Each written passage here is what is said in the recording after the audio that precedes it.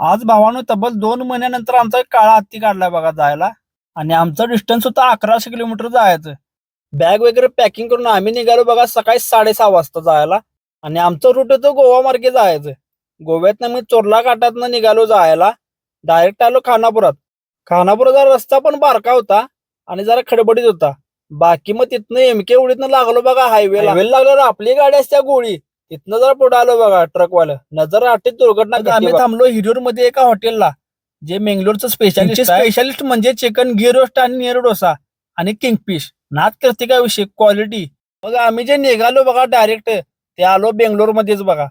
तिथनं आम्ही कामावरून निघालो तिरुपतीच्या दिशेला. कर्नाटकच्या शेवटच्या गावात आम्ही थांबलो डिझेल टाकायला.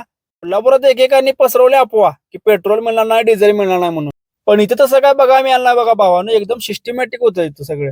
मग काय लागलो हायवेला. ते वाटत थांबलो पंजाबी हॉटेलला जेवायला.